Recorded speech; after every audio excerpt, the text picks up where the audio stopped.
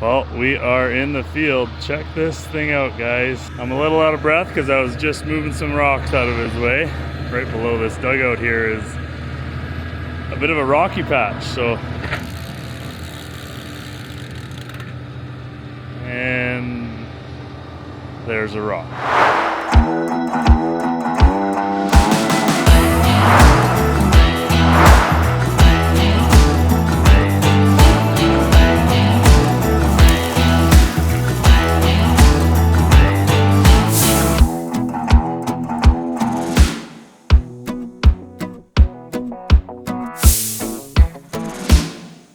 Kind of funny, here I am wearing my Farmer's Got Big Junk shirt from Bales Hay Farm and Ranch.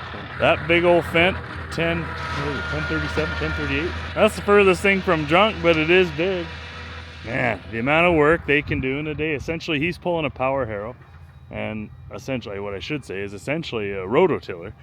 But as you saw in last fall's video where we had Mr. Plow out here. No, I won't be able to lift that. Sorry, I'm rock picking at the same time. This same contractor ran a moldboard plow over all these acres, and we left the furrows real rough over the winter, and now going over it with a power harrow. And essentially in 2 passes, these guys are taking an old pasture to, well, farmland. Completely cultivated dirt. Incredible.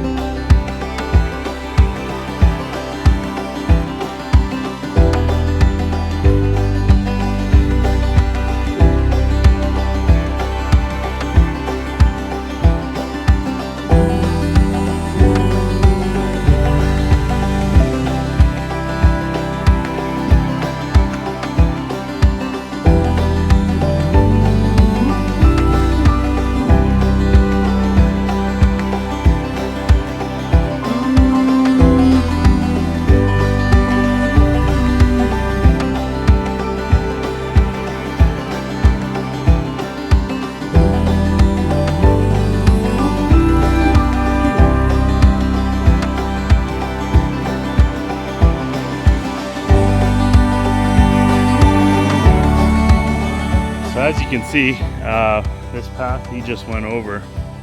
Right here was yesterday, here's today. A little bit of darker soil, a little bit of moisture is coming to the surface, and I know we have to do this, we have to get this power harrowed, but this is going to dry out the surface just here a little bit. And what we're going to be doing is we're actually going to be bringing a leveling cultivator out and then the land roller. So we're going to be in here and trying to conserve all this moisture. So we like typically after we power harrow to run the at least a land roller over it to kind of just seal in that moisture.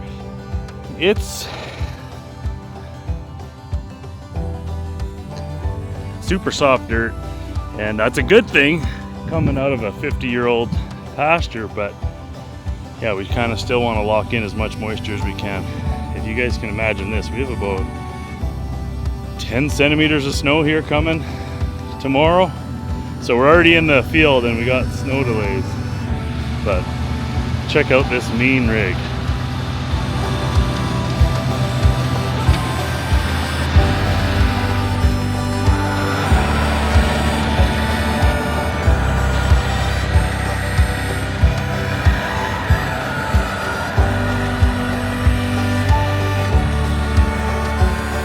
So as you can see here, this is the finished pass coming off of the moldboard plow ground, which is about right here.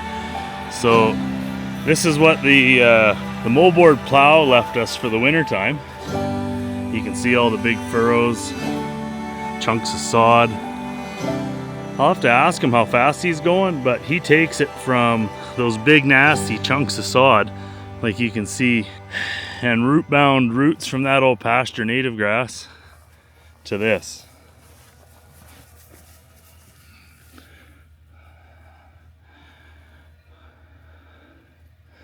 The biggest sod chunk you might find is something like that.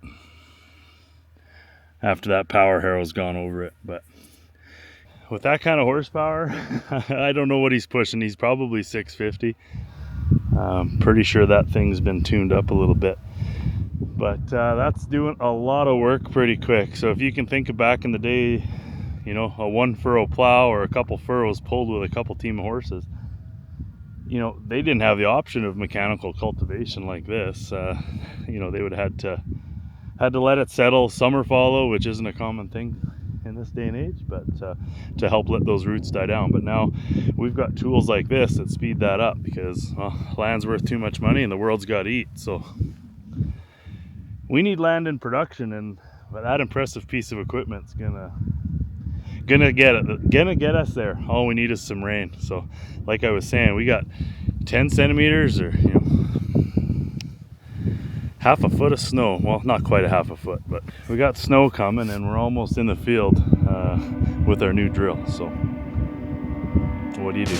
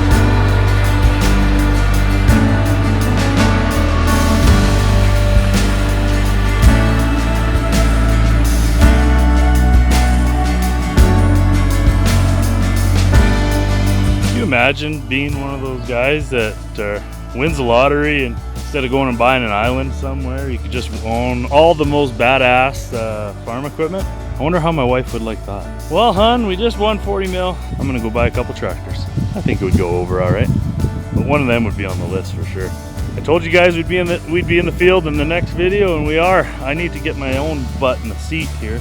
Too busy running around. I need some seat time. Stay tuned.